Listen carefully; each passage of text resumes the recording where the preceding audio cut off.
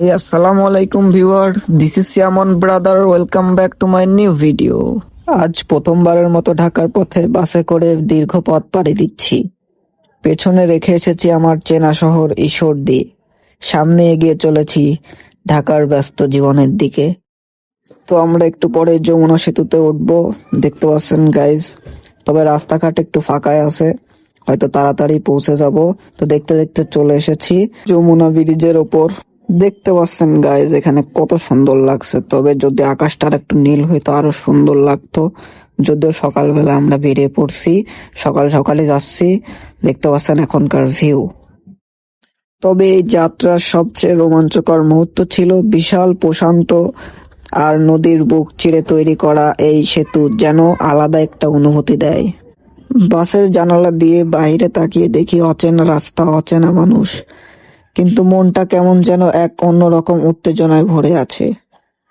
প্রতি মোড়, প্রতিটি ব্রিজ, প্রতিটি যেন অচেনা। ঢাকায় ঢুকছি, যখনই যমুনা ব্রিজে উঠলাম চোখ আটকে গেল চারপাশে। বিশাল পদ্মা নদী, শান্ত অথচ শক্তিশালী। এই জায়গাটা আমাকে থমকে দেয়, ভাবতে বাধ্য করে কত দূর এলাম আর কত কিছু সামনে আছে। এই প্রথমবারের মতো শহরের ভিড়ে নিজেকে হারিয়ে দিতে চলেছি, নতুন কিছু শিখতে চলেছি, নতুন অভিজ্ঞতা নিতে। তো গাইজ দেখতে পাচ্ছেন আমরা যমুনা সেতু পার করে আসছি। এখানে রাস্তার কাজ চলতেছে, দেখতে পাচ্ছেন। তো নতুন রাস্তা হবে মনে হয়। রাস্তা আসলে খারাপ হয়ে গেছে, তো এজন্য রাস্তার কাজ চলছে, রাস্তা হয়তো ঠিক করবে। তো যেটা পাচ্ছি সেটারই ভিডিও করে নিচ্ছি। এখানে একটা ব্রিজ দেখতে পাচ্ছি, নাকি ছোটখাটো জানি না এটা কিসের।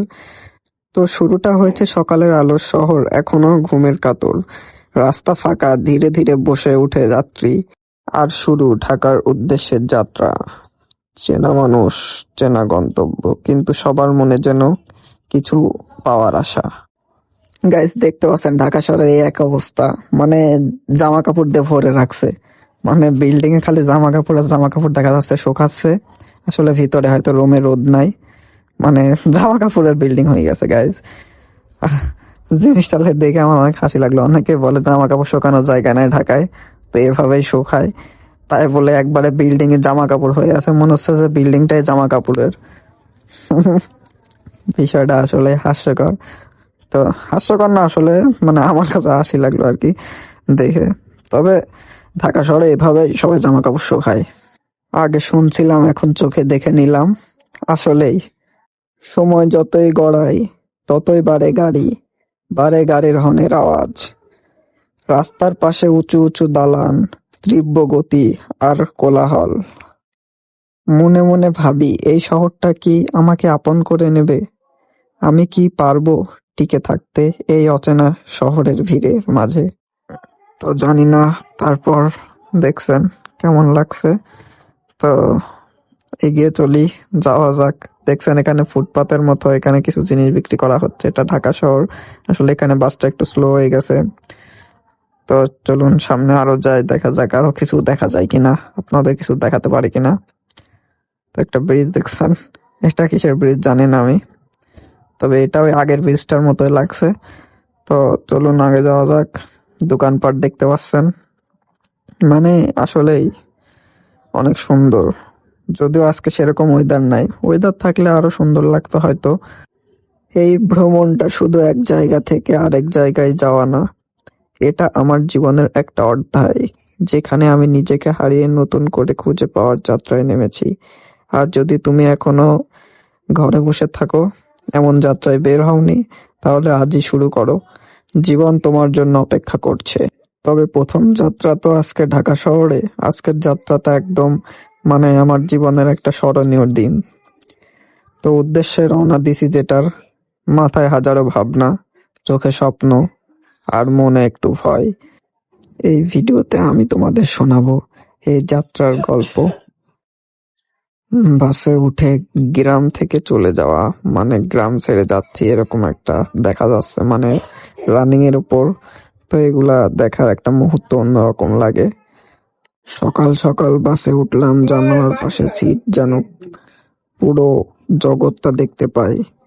গ্রামের রাস্তা, ধান ক্ষেত, চায়ের দোকান আর পরিচিতি মানুষগুলোর মুখ। একে একে পেছনে ফেলে আসলাম সেই মানুষগুলো।